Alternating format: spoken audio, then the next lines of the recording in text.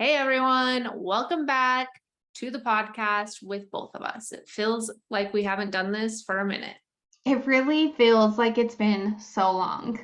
I mean, if you think about it, you were gone, I did my solo episode. We might have had one in between there, and then we did Nas, and then you were alone. So it just feels like we haven't actually recorded for a while. Yeah, it feels, I don't think we did have one in between that we recorded together. I think it was your solo, Nas, me solo, and now this one. So it feels like it's been a really long time. It does. And I want everyone to know that I do not have a glass of wine because I had a very bad hangover this week. And right now I don't want any wine. So that's fun. We had Shelby threw a barbecue for Wally. He got promoted in the army, and we all got really drunk very quick. And I still have there was no warning signs that a drunkenness was coming. Like it was 0 to 100 real freaking quick on not a lot of alcohol. It was weird. I don't know, like, if you just made our drinks real strong No. or what. One thing I was thinking is maybe because I've been trying to eat better, that played a factor for me. I for sure know I didn't eat hardly anything that day. I literally had some chips and salsa, like not even a lot, and one hamburger. Like that's all I ate for the entire day.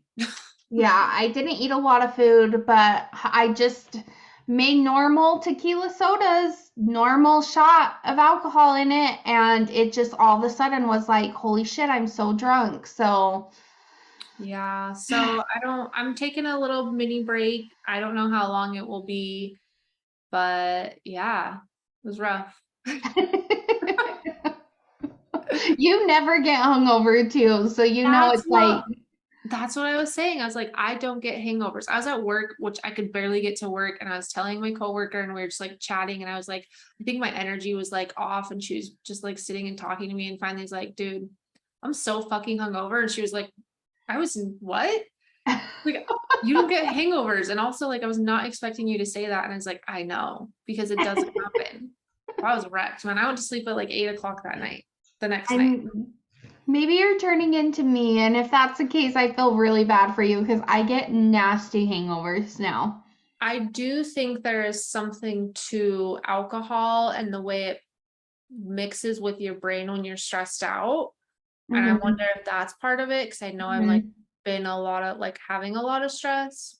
I don't know. But in other news, I'm not drinking wine, sober as fuck right now. And I just let my boss know that I'm looking for a new job. So Woo, yay! I'm very happy today. Yes, and that is a big deal, and I'm very proud of you. I have almost worked there for 10 years in January. It's been a very long time. So the news is out, motherfuckers. I'm on the market.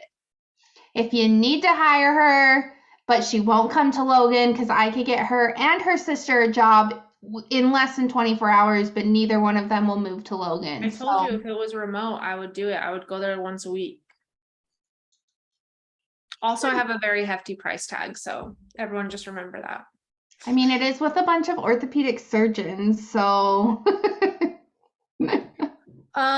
In other news, also, I need to know if you are done with the Jeffrey Dahmer Netflix thing. God, I okay. am not. Let me just start there. I'm not. Are you watching it? Yeah, I'm obsessed. You're so, but you get so afraid of things. I did not think you were going to watch it. I'm not scared of serial killers. I'm scared of like horror movies. Dang. Well, you know what, you Zombies. guys? The things that are real, I'm not scared of. The things that are like creepy, psycho, whatever, terrified. You think you would be afraid of him.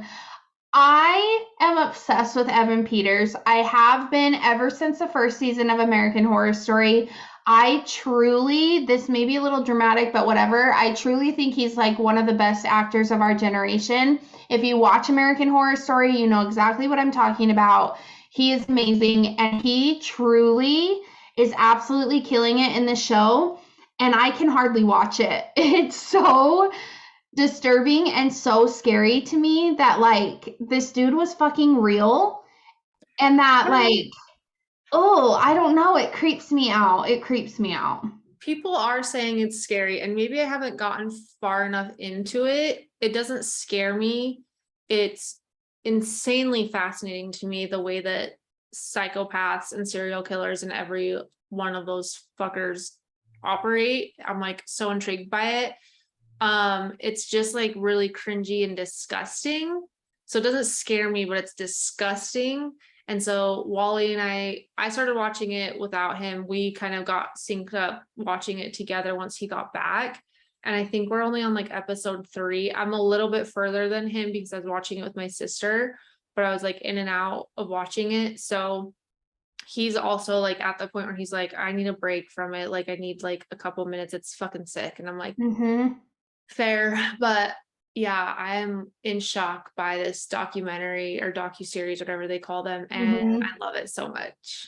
It's like, it's good. It's really good. It just, I don't know. I'm halfway through the second episode. Like, I am hardly into it at all. And just something like, I stopped when it like showed Jeffrey as a kid and like he found his first bones of the animals and he was like playing with them and he's like, they're like fiddlesticks. And I was like, I'm out. Like, I need a second. And I just haven't mentally been able to get back to watch it. Like, it just, I don't know. It makes me nauseous. It gets so much better from there. Oh, I just can't. I'm literally blown away by Evan Peters. He did an amazing job. And I really feel like I'm watching Jeffrey Dahmer. Like, it's crazy. I really do hope that he does get severe therapy though, because just like what's his name that did the Joker, like roles like this are damaging. So I hope he's like doing that. Well, in the roles that he plays on American Horror Story too, like in the first season, he played a school shooter.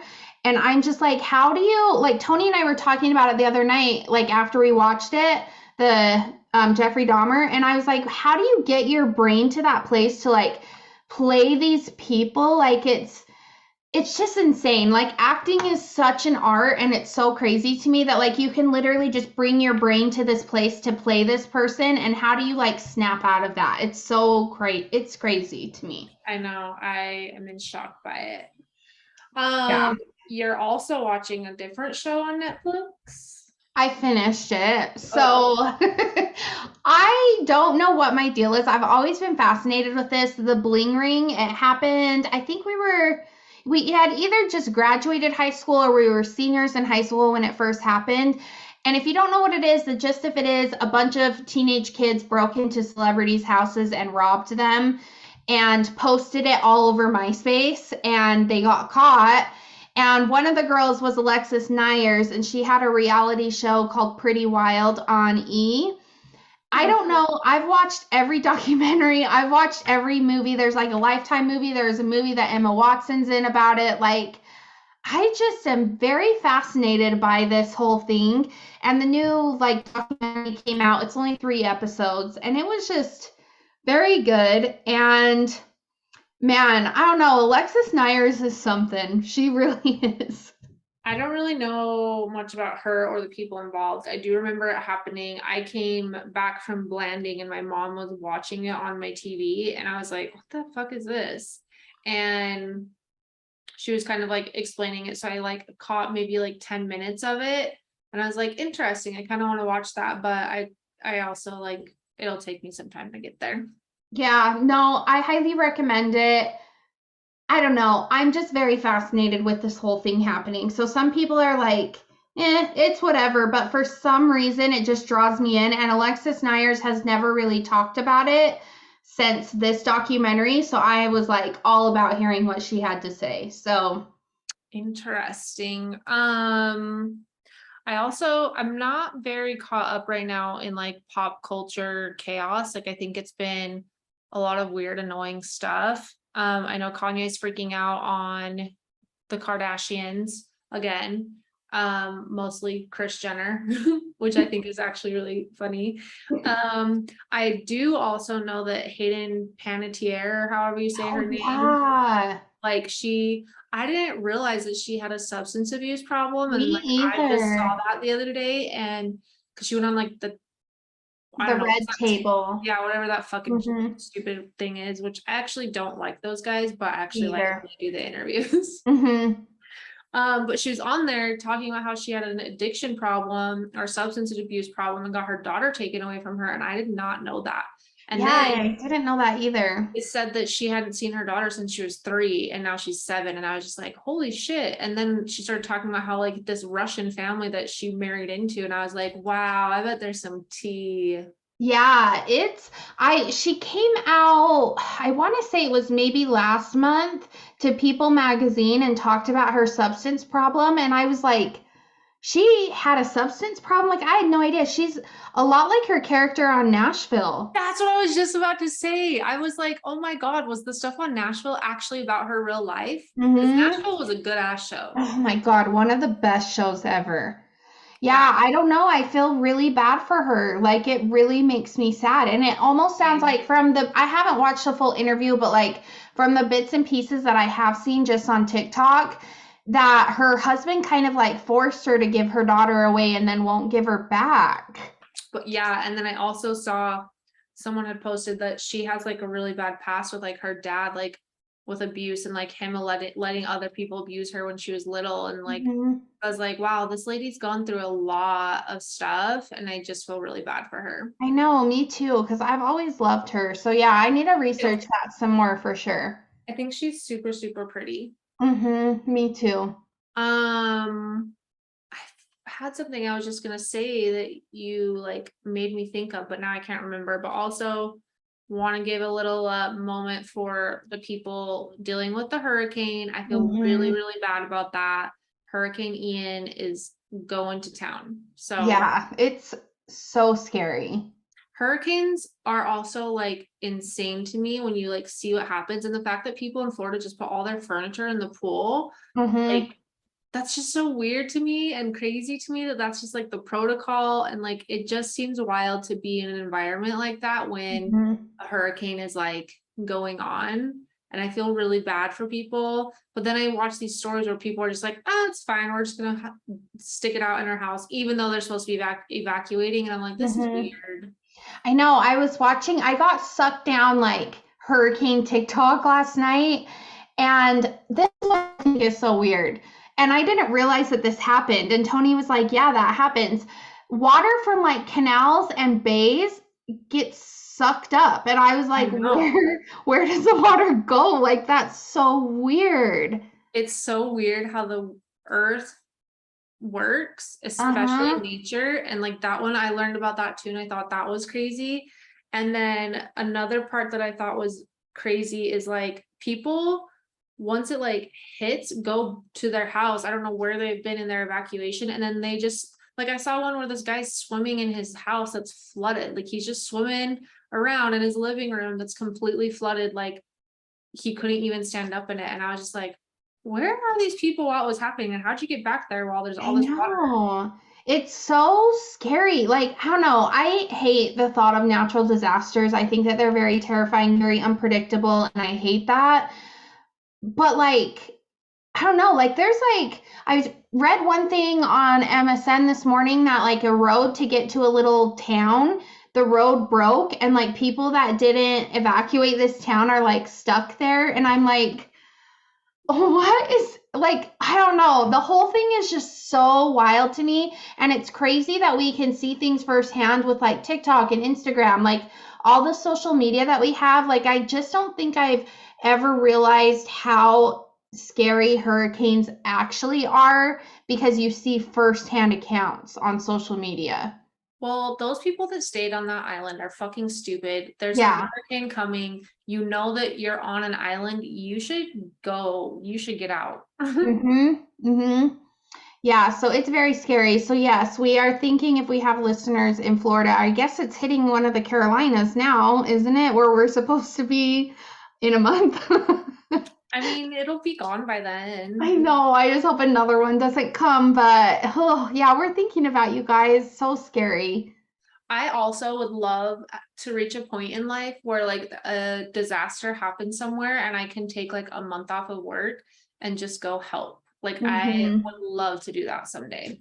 Yeah, yeah. If I wasn't so young when Hurricane Katrina hit Louisiana, I would have loved to go there and help because they're still trying to like recover in certain places from that. And that was a long ass time ago. So Literally.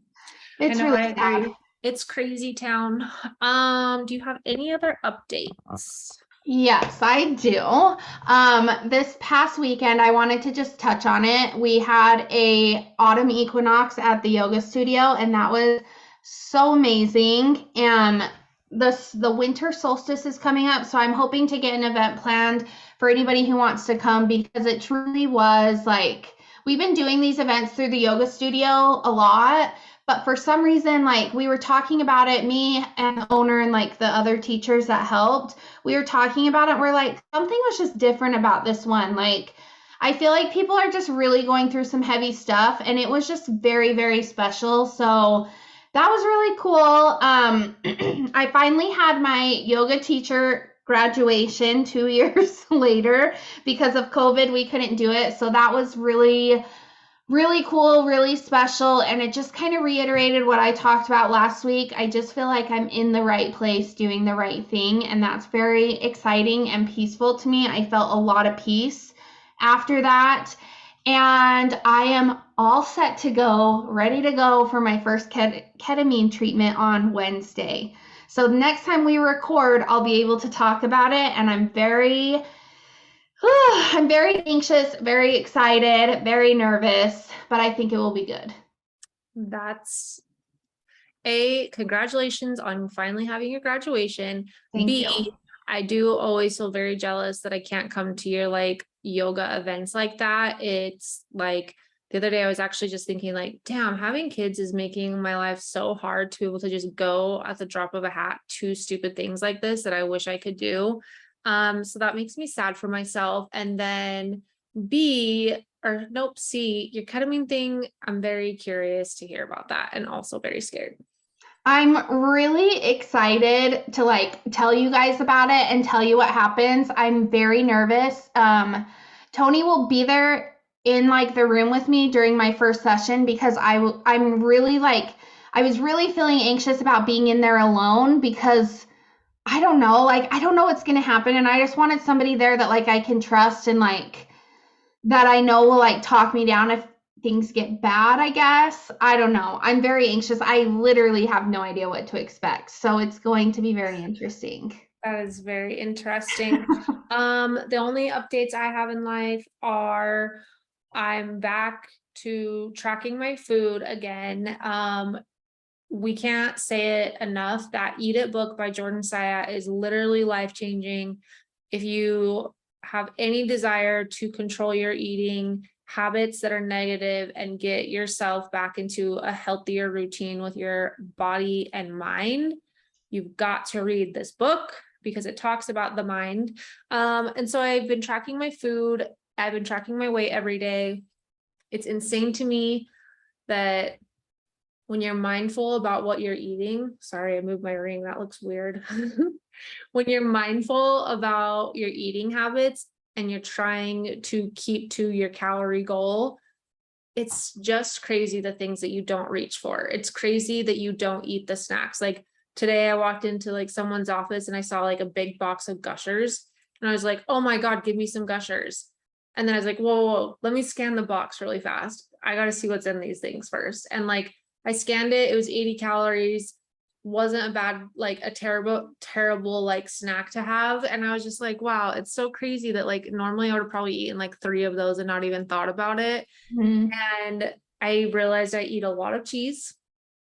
I need to find other sources of snacking that aren't cheese because that's not helping me. Tracking your weight is, we've already said it on one of the podcasts, I'm pretty sure, like it's insane to me the fluctuation that women's bodies go through. It's a And game changer, I would say. yeah, I like knowing that it's okay that it's fluctuating and just seeing how different it can be has helped me not be so frustrated with it. And like this is kind of in line with our topic that we were going to talk about today, very vulnerable. But on Monday, I weighed myself, I was 178. Like, I was like, God damn, like, I've got to get my shit together. Like, this is such a high weight for me. And then the next day it was down 1 pound. The next day down another pound. Today I was down to 174, like 4 pounds within a 4-day period. And I'm on my period. Like, and it's just like, okay, like these are normal, but also you eating better helps. And the different workouts you're doing, or like the different in your day, like the differences in your days of what you ate also are like playing into it. And it's just like, why are we all ignoring this? It's so true. And I think that's why I like him so much, because he really makes things so easy. I shared in the last episode that, like, I'm in his inner circle thing and I'm not really sticking very well to the workouts because I just mentally don't have it in me right now. But I am sticking to tracking my food and weighing every day, drinking my water. Like, I'm really sticking to those things, and my weight is going down, or it's staying the exact same, which is a huge difference for me because my weight would always be going up, even if it was like a few ounces, whatever, like it has been going down. So I really think that, like, it's all in the things that you eat. Like, working out is great for you, moving your body is great for you, but a majority of things is how you eat. And it's so shocking to me tracking my food, seeing how much protein I'm eating a day, because it wasn't a lot. Now I'm really actively trying to get my protein up, but I thought like I was eating a lot of protein and I absolutely wasn't. And I feel like tracking my weight every day has given me a healthier relationship with my body, because I see that just because one day I'm 5 pounds heavier than I am another day, it's because of whatever. Like, it's the stress, it's my period, it's, I had multiple cookies the night before, like whatever it was, it just, I don't know, it's created very healthy thought patterns for me. And that's what like was crazy to me when I started to like really think about, because like I would weigh myself occasionally, but not often. And I was just like, seeing it every single day is just so different, and having a different relationship with doing that. But then also like the protein thing, like I posted on our stories last night about how he like broke down how to figure out how much protein you should have. Like I never eat protein. Like when I look at what I'm tracking, there's days where I eat like 15 grams of protein. Like that is not going to help me sustain any healthy anything. And so I was like, wow, I got to figure that out and be aware of it and have like awareness on it. But I was doing a Peloton ride a couple days ago, and Robin said, your words cast a spell, they have power, they are a wand bringing everything you say to yourself and others into your life. And it like this whole conversation too just reminds me that like the way that you're talking to yourself or feeling about situations is exactly what's happening. Like you're frustrated, you're angry, you're annoyed, you're having negative thoughts, negative conversations, you're not paying attention. And like, you're literally just continuing to cast that spell and let that happen. And it's just crazy how that happens in every aspect of your life. It's so true. Wild. Yeah, so true. So that's my little health tangent slash update. And I think that's all I have as updates. Do you have anything else? I do not. Well, we were going to talk about vulnerability because Taylor and I, as you guys probably know, if you're caught up, just had 2 very vulnerable episodes, solo episodes, which alone is fucking vulnerable. But then the topics also were. So I was like, okay, well, we wanted to talk about this topic. We should talk about it since we just did that. But then as we started to dive into the thought process of talking about it, I was starting to process like confidence, like how would I talk about vulnerability? And I kept saying to myself, like, well, mine comes from my confidence. Like I wouldn't be able to be vulnerable if I wasn't confident. And so then I was like, maybe we need to talk about that. And then I started the Mylett book today. He has a new book called The Power of One More. If you don't know who Mylett is, he's a very motivational, like speaker, coach, whatever. He's an entrepreneur. He's like legit, and you can follow him on Instagram. You can listen to his podcast. He has really good insight. He's like best friends with Rob Dyrdek. They're like freaking millionaire moguls, whatever. Like they're badass. So I was listening to his book, and I'm actually going to play a 4-minute clip from his book because this is what prompted me to text Taylor and be like, we need to talk about self-confidence. So hopefully, I'm pretty sure it's going to come through just fine, but if it doesn't, Sorry, not sorry. Self-confidence is the unifying factor. I go into greater detail in chapter 12 on habits, but self-confidence and how it relates to your identity are crucial concepts worth repeating. The first thing to know is that identity is different than self-confidence. Identity is what you believe you're worth, your internal thermostat. Self-confidence is the means to deliver on it.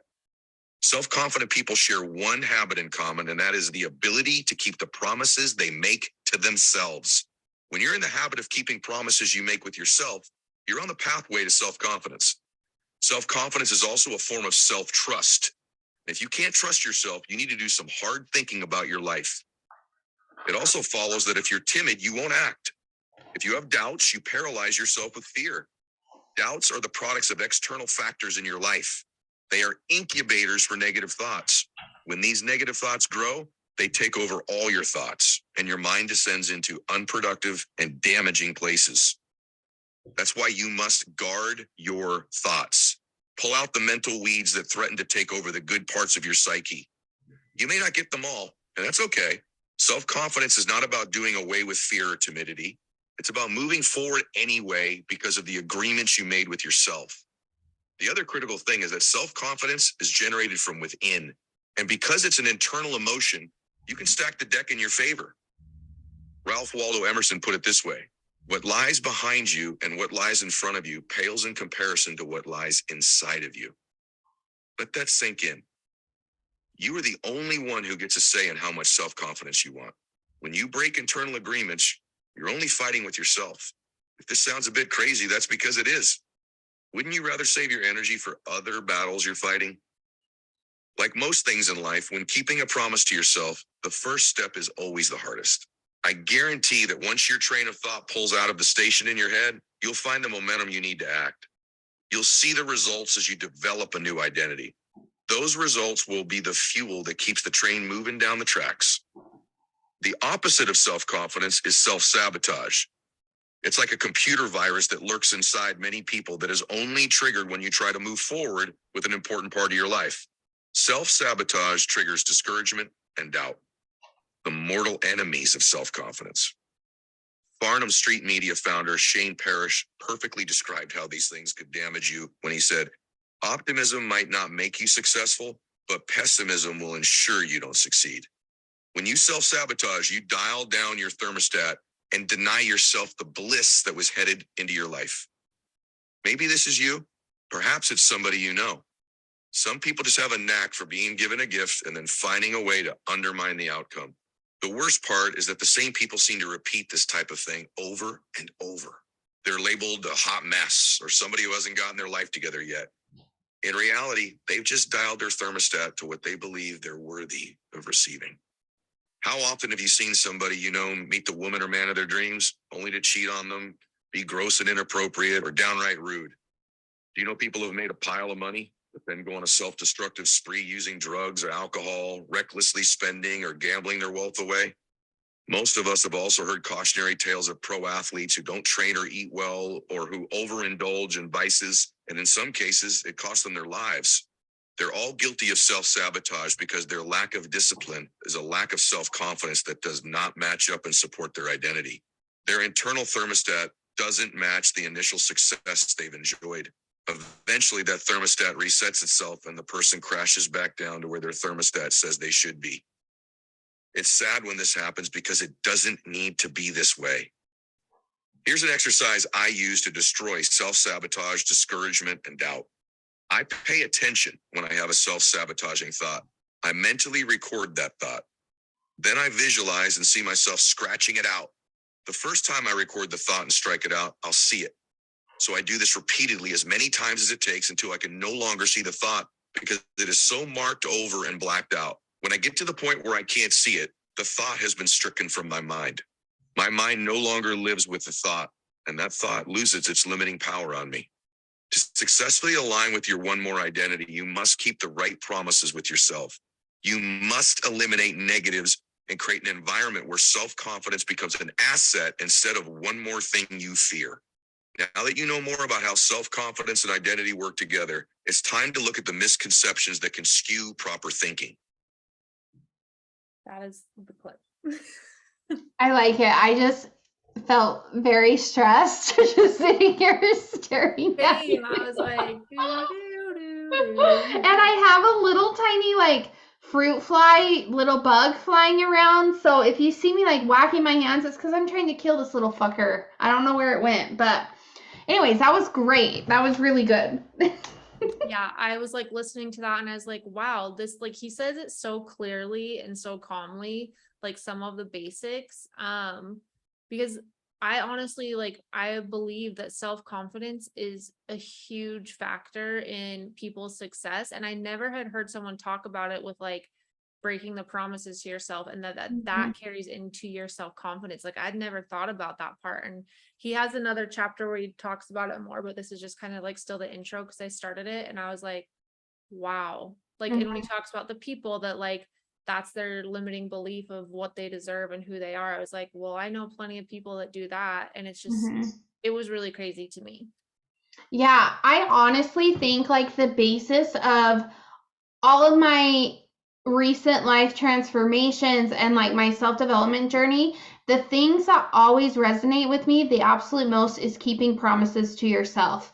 Because I did not realize how much I would tell myself, like, all right, I'm going to do this and blah, blah, blah. And then it would come time, like, go to the gym, like, oh, I'm going to go to the gym or I'm going to work out after work. And then it would be after work and I'd be like, oh, it's fine. Like, I don't really need to. And then I would feel so sad that I didn't do that.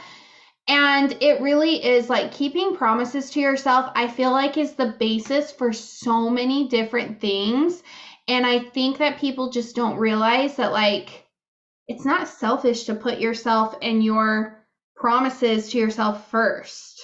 Well, and I also, like, I've always truly believed too, like, and I think that's why I have some of the like values and principles for myself that I have is like, if you are going to break promises to yourself, you're going to break promises to the people around you. And I'm big on people breaking promises to me or not saying what they're going to do. And because I don't like that in other people, I've been like extreme on the other end of like, I will always fucking do what I say I'm going to do. I will always do the things I told myself I was going to do.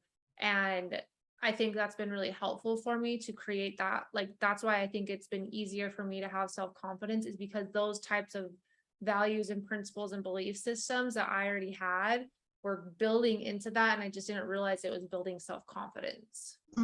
Yeah, I didn't either. I did not either. In true typical Shelby fashion, I wanted to give you guys a definition for self-confidence. I did not look up the definition because I knew you got it. Okay, so what is self-confidence? Self-confidence is an attitude about your skills and ability. It means you accept and trust yourself and have a sense of control in your life. And that last piece, have a sense of control in your life, literally had never thought about that either, but it makes sense. Like, the more self-confidence I've had, the more I've been in control of my life. I agree. So I don't know.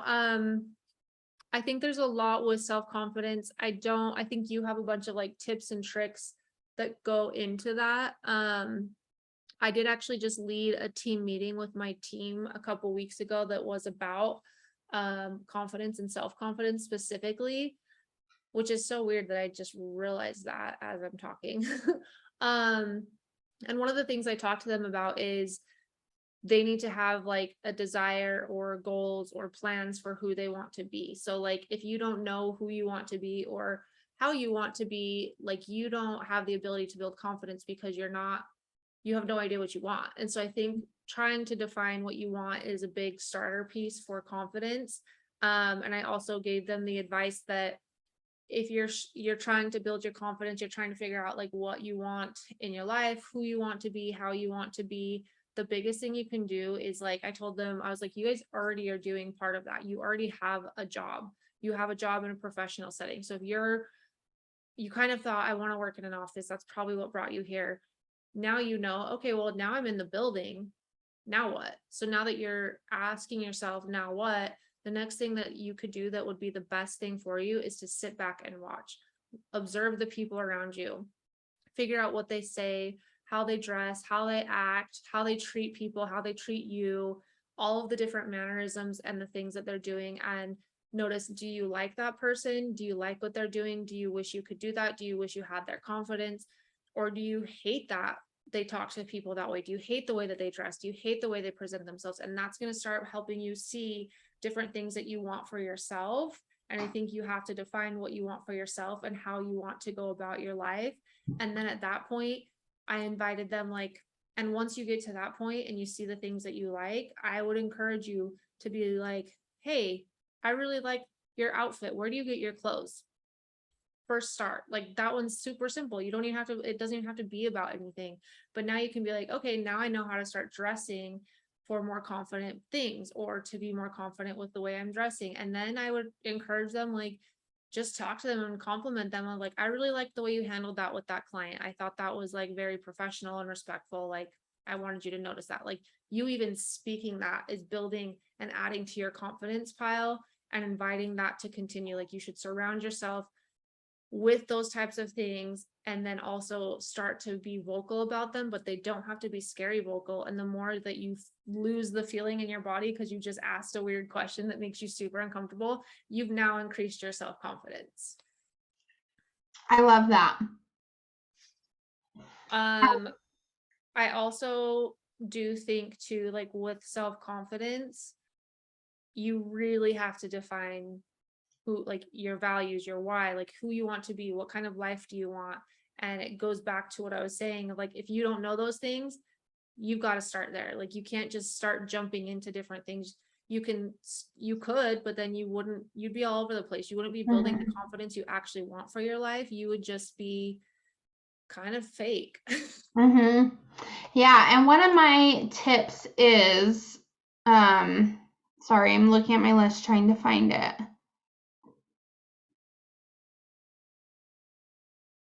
Never mind, I forgot what I was gonna say.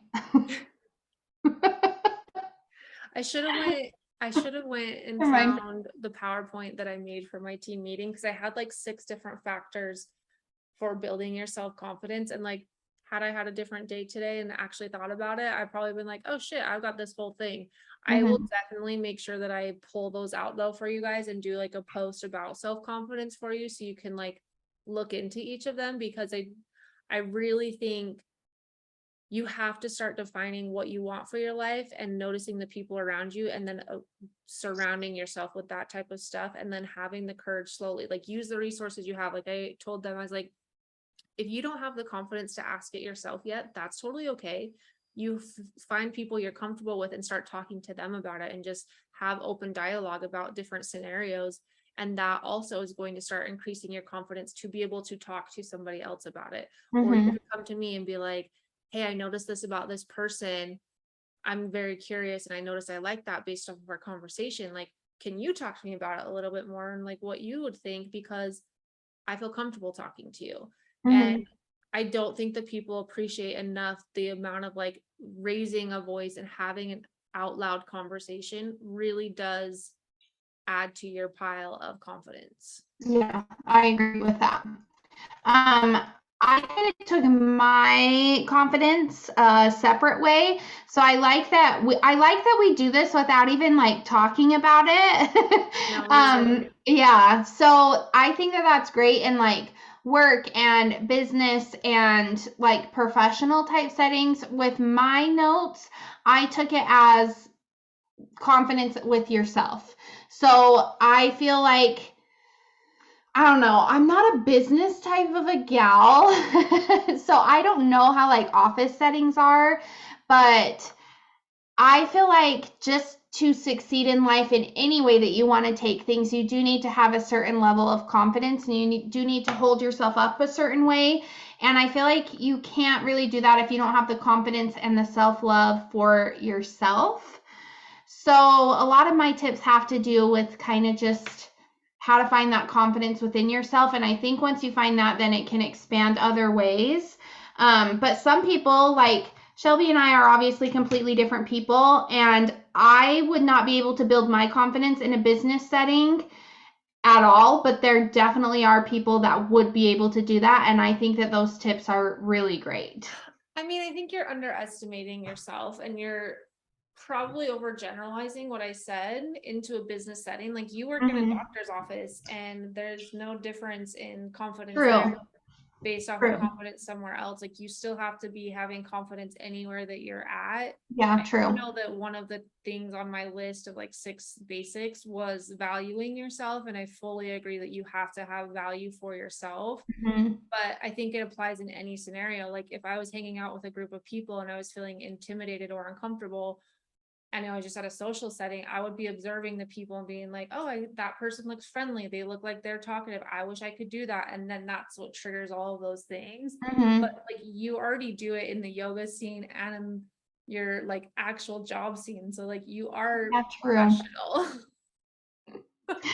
I mean, I don't know. I guess I just like, I don't know. I don't know how offices work. So I guess that's why like I can't connect my brain that like they aren't that different than other places, but for some reason, just because I've literally never worked in an office setting. I've worked in restaurants and medical, and I don't know why offices intimidate me so much. Medical facilities are offices. You still have like a waiting area. You still have a I back know, but office like space. I've never had like a job that I like dress up and like be fancy at work. Like I wear scrubs, which are basically pajamas. Like Okay, but also don't you think that there's something to wanting certain types of scrubs to make you feel better about your oh, for position? sure. Like Mm-hmm. it's the same thing. They're just different types of clothes. Yeah, it's true. It's true. Yeah, there are definitely people that I think that oh, I hate to say this and I hope people don't take it the wrong way, but the way that you present yourself, I think plays a lot into your confidence. I feel like if you are showing up to work and your scrubs are dirty or they're super baggy, super big, and like your hair isn't done, you're not wearing an ounce of makeup, which makeup is not everything, but sometimes like just present yourself nicely. Like if you haven't showered, your hair's dirty. Like I think that just shows that you're not a confident person at all. And I think that can bleed into a lot of other areas of your life because like your job you're at more than your house. So why wouldn't you present yourself that way? Ed Mylett actually talked about that in like the opening parts of this book too. He was saying, and he basically said like your looks don't define you, but the way you present yourself matters. So like you should love yourself so much. Did you see that bug? No. What is happening? Oh, anyways, sorry. That landed literally on my face. He was saying like you should love yourself so much that those things like those are secondary, like that you exude so much confidence because the love you have for yourself and the care you have for yourself exceeds the fact that you want to present yourself nicely. Like of course clothes, having yourself well maintained, all of those help, but there are people out there that don't do a lot of those things, but they have so much love for themselves and self-confidence that overshadows the presentation side of it. So yeah, I have a few tips. My second screen is not working right now, so I have to like share it with this, which is very annoying. So give me just a second to rearrange this. Okay, so I have some tips on how to gain confidence. And I got everything that I'm going to talk about today from Psychology Today. You guys all know I'm obsessed with Psychology Today, so that is where all this information is from. But so how to gain confidence is look at the things you have already achieved. So I think that goes a lot with like self-reflection of kind of just looking back on your life. And I always say pay attention to the little things too, like not just the big giant things like, oh, I graduated high school, got a high school diploma. Like that's a big thing and that's something to be proud of for sure. But what about just taking a shower on a day that you were feeling like it was impossible to get out of bed? So look at all of those little things as well as the big things.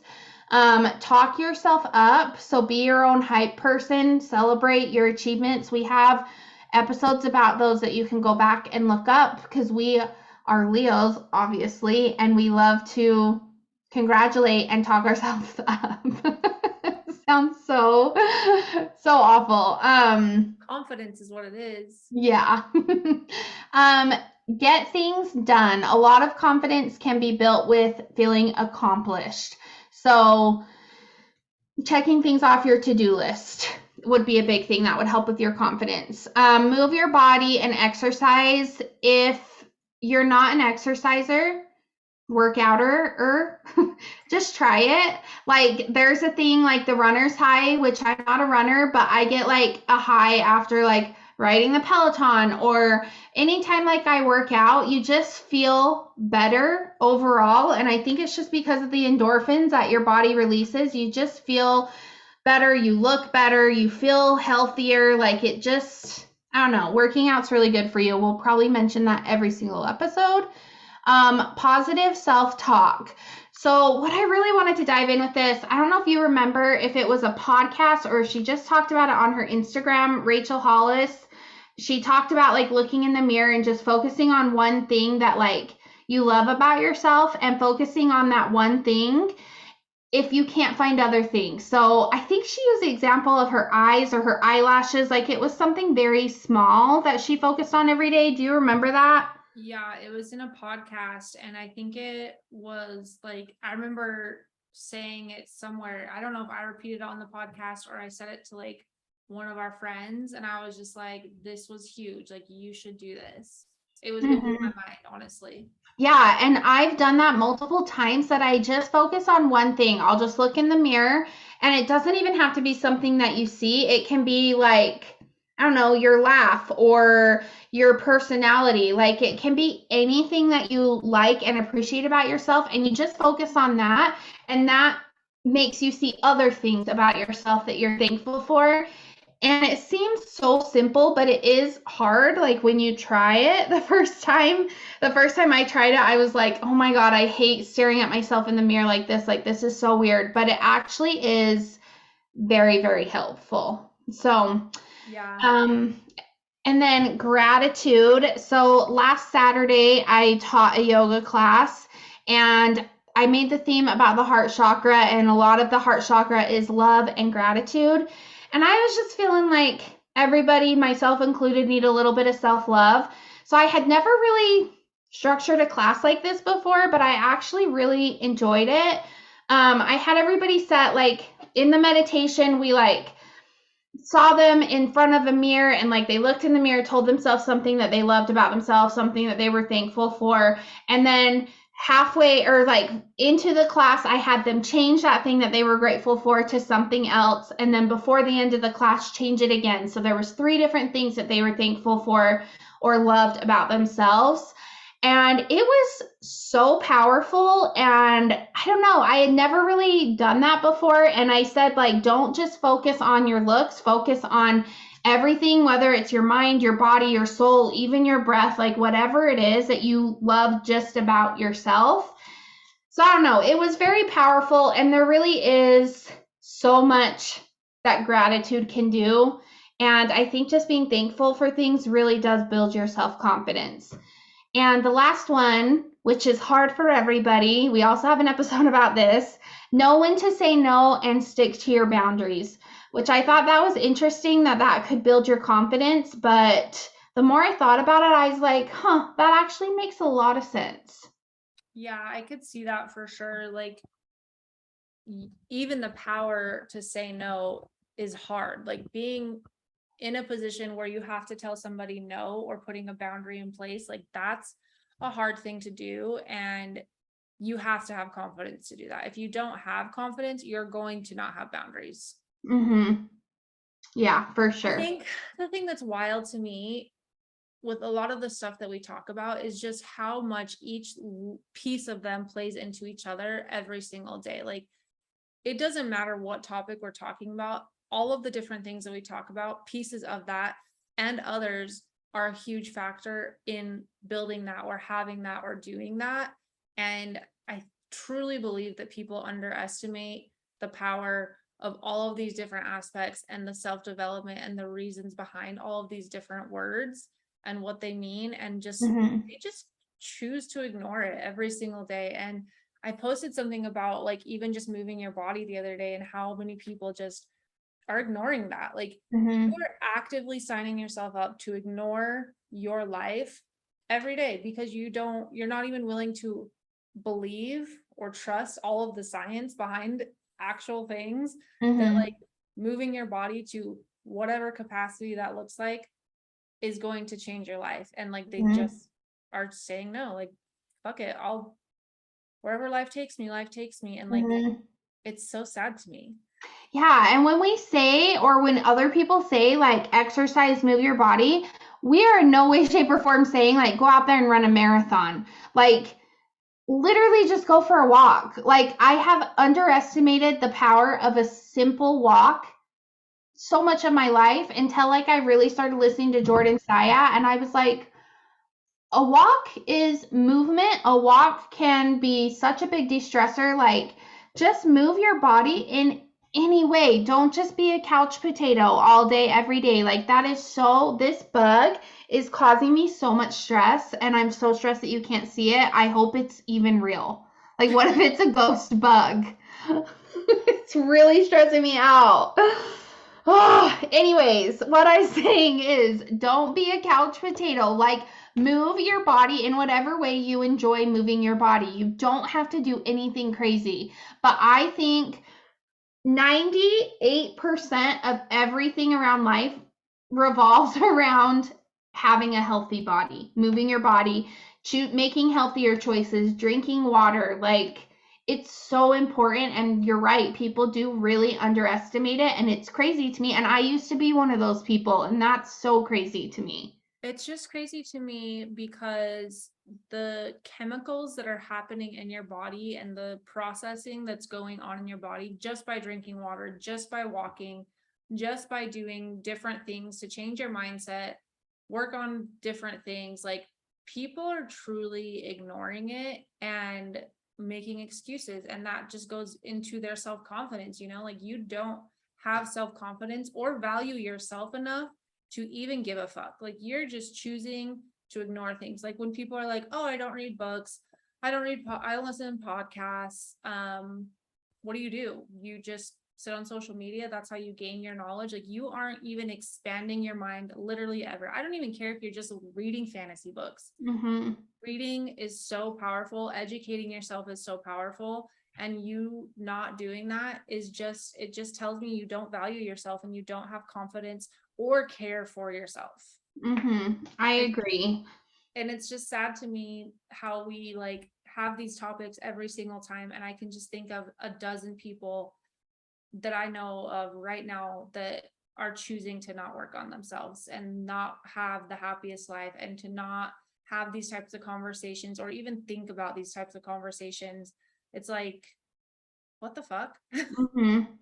I guess I just don't understand, like, why you just wouldn't want to enjoy life. And that's like, you don't have to be listening to self-development books. You don't have to be listening to self-development podcasts. Like, if you are in love with dragons and you just want to read fantasy books about dragons all day and you want to talk about dragons to everybody, I think that that's great. I think that confidence in people shows a lot through things that they're passionate about. And I love when somebody is passionate about something, even if it's not something like, I don't give a fuck about dragons, but if somebody was really passionate about it and we're like, oh, let me tell you about this book, let me tell you about this, this, and this, like, I think that that's great. And I'm going to listen to you and I'm going to love it. And I'm going to think that you're so cool that you love this thing. And I think that that's a big tip of confidence, is being passionate about something and telling people about your passion and not worrying about if they're going to think you're weird or that you're dumb, that you're into dragons and whatever. Like,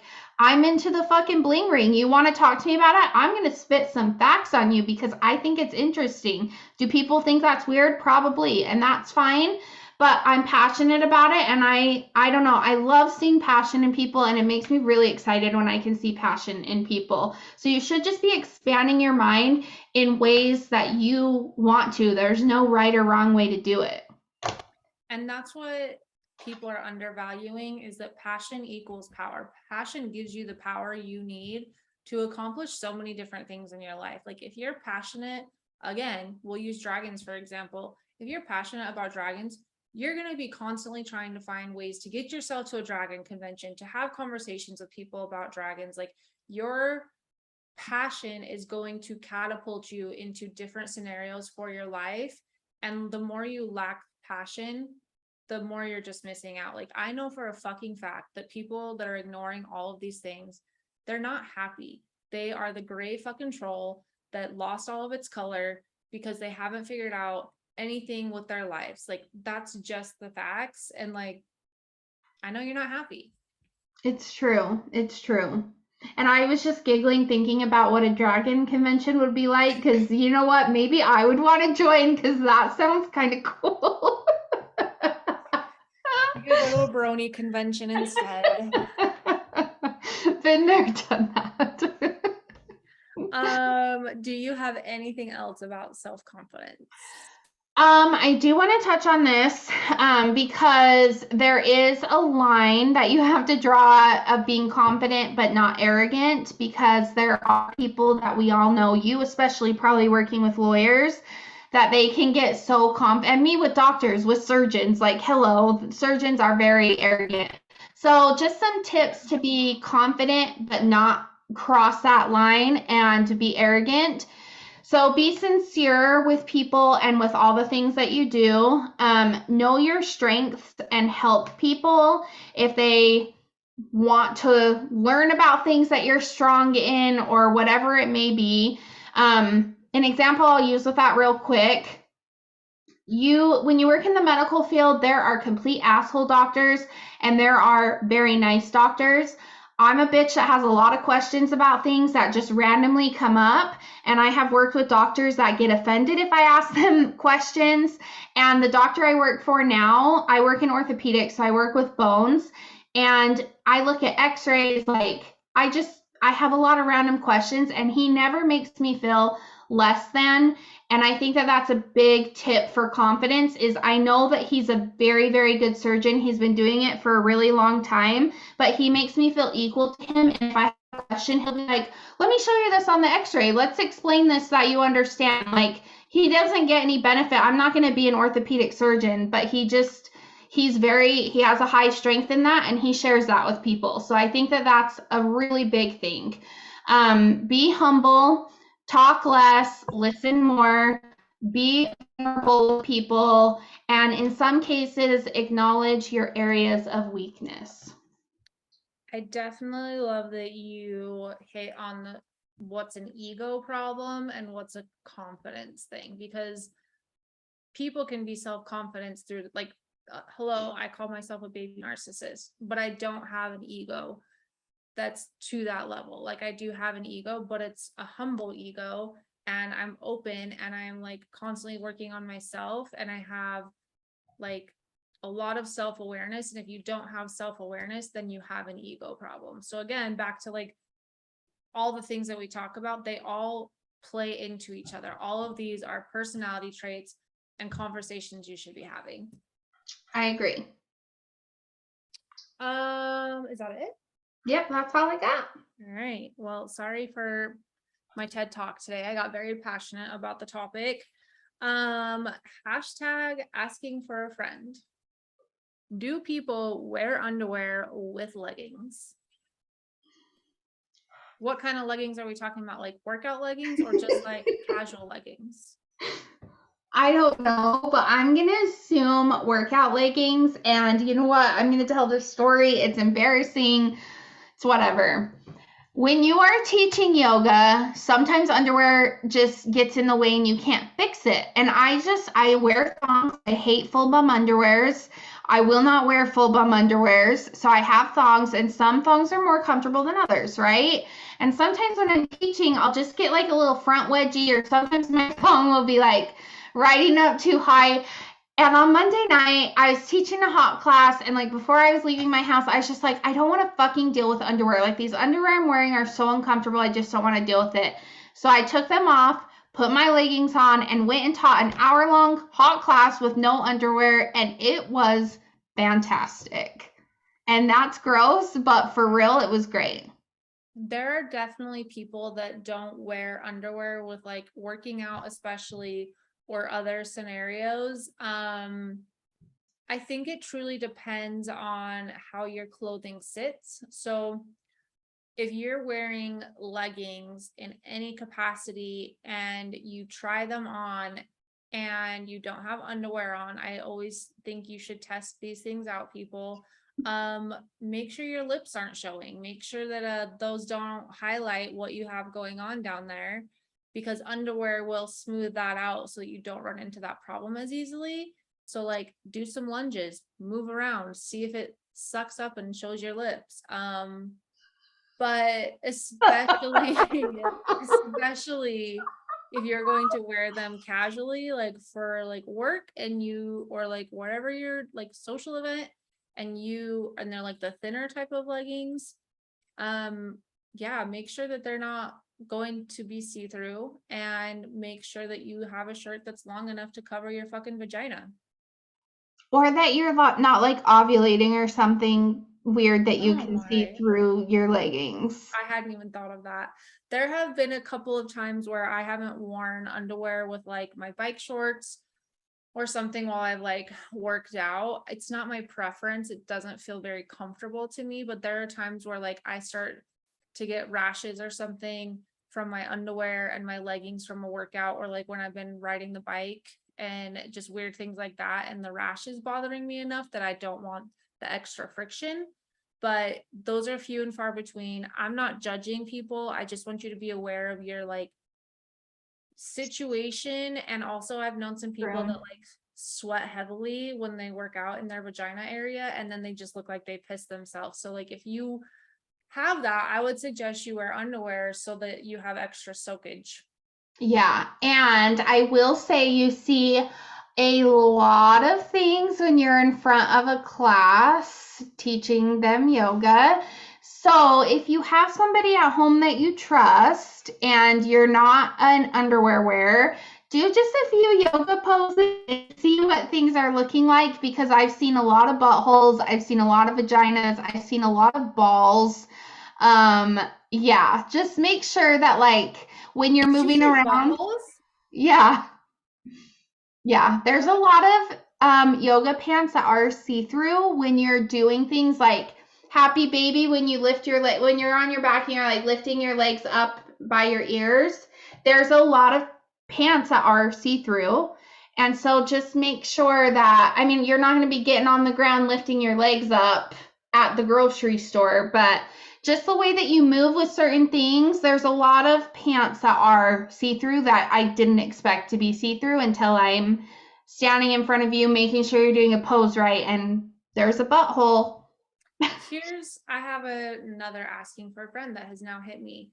If you see somebody wearing yoga pants or leggings to some degree and they are see-through and you can see their underwear, or I don't know if people have realized this, but there's some where you're out in the sunlight and you can see straight through them. So like hashtag asking for a friend, should I say something? That's hard. Like, I feel like it needs to, Self-confidence. yeah, I don't know. I don't know how to answer that. I am personally not comfortable. I'll use this as an example. I had a man in one of my classes. He was wearing a pair of leggings, no underwear, and he was in the very back of the class, thank God, because literally anytime he bent over in any degree, you could see dick and balls, a hole. Like you could see they were hot pink pants. They were not covering things at all. I was not comfortable being like, dude, you can see straight through your pants, which maybe I should have. I don't know. But like, I'm not comfortable to tell people that. I feel like I shouldn't, like, maybe they're into that. Who knows? But I just know that, like, a You lot of know, stuff is see through that you don't realize is going to be see through. there are a lot of times where things like this have happened and I've said nothing. And I think I'm going to take this as people should at least know, and I can deliver the conversation without embarrassing them. And I should be willing to do that. That takes self-confidence. That takes confidence to have that conversation. And I'm going to start doing it, because the other day when I was at work, there was this girl leaning up against the front desk area, and I walked by to go into the women's restroom. and she was wearing white pants, and I could see her whole entire, like, I don't know if it's her underwear, if she was wearing a bodysuit, just like straight up going into her asshole. And so I messaged one of my girls on my team that's like friends with her, and I was like, hey, I don't actually talk to her, but I know you guys are friends. You might want to let her know to be careful next time she wears those pants and how she's positioning her body, because I just saw her straight up entire ass and her bodysuit or thong going straight into her butt crack. And she was like, I don't dare say that. And I'm like, you fucking hang out with her. What do you mean? And she was like, you're gonna have to tell her. And I was like, what the fuck? I think for sure, if you're friends with somebody, you absolutely should say something. Where it gets iffy is like in the workplace. Like, do you walk up to somebody and say, like, hey, just FYI, like, be careful with this? Like, that's where I don't know. But friends, absolutely. If my whole asshole is showing my thong going in it and you don't say something to me, I would be so offended that you didn't tell me to, like, fix it. I've definitely gotten better at saying something to people. I think I've gotten better at knowing how to say something and not feeling uncomfortable about it. But I'm going to be better. This is my challenge. I'm going to start telling people more, and I'm going to, like, I would want to know. I would want someone to be like, hey, by the way, your leggings are completely see-through and I can see your underwear and your entire ass. It's like, Yeah. I would want to know that. And they don't have to say it to that level. I'd just be like, hey, I don't know if you're aware, but your leggings are see-through and I can see, like, what's happening. Situation. Yeah, I'm curious what people say, like, because, like, with that guy in my class, like, I really did want to tell him, like, I can literally see everything anytime you bend over, but I don't know, like, would people want to know that, or do you just want it to be ignored? Like, I don't know, sticky situation for me, so let me know. Yeah, we're gonna definitely have to post these, which also, before we end, I am so sorry that I have not been posting the questions from our episodes. I have definitely dropped the ball there. Same, me I'm too. going to be better, but I do feel bad because I do want your guys' opinions. I got a lot that I'm trying to balance, and I'm gonna try and be better. So sorry about that. Same. I definitely fell off the wagon with posting things, but I think we're just all going through a lot of stuff. So, yeah, sorry. For sure. But thanks for listening, you guys. Make sure you like, subscribe, share with a friend. Even if you don't share a podcast with a friend, I just had this thought today. If you don't share a podcast with a friend, but you get something out of it, talk to a friend about the things that you learned. You don't even, I mean, I would appreciate you sharing our podcast, but if it does mean something to you, start having these conversations that we have with people around you and see where it takes you, because it can be very helpful. So if it is meaningful for you, share with people, and follow us on Instagram, watch us on YouTube. And yeah, that's it. Have a great night. We'll see you next week. I fully support that, because the amount of times that I'm like, I heard this thing on a podcast the other day. I do this at work all the time. Like, I was listening to a podcast the other day, or I do this with a friend or Wally. I'm like, oh yeah, on this podcast the other day. Like, have those conversations with people, because that is how you're going to develop all of these different skills for yourself. So, and remember, a sign of being confident is being vulnerable. So be vulnerable with the people around your life. Have these hard, weird conversations and create that line of communication, because it's great to have people that you can talk about these things with. So, yes. Also, let's talk about my color vibes right now really quick. I actually noticed that. Sweater and the sign right behind me are all the same. Boom. And no black nails. Back to nude, baby. Thank God. Goodbye. See you next week.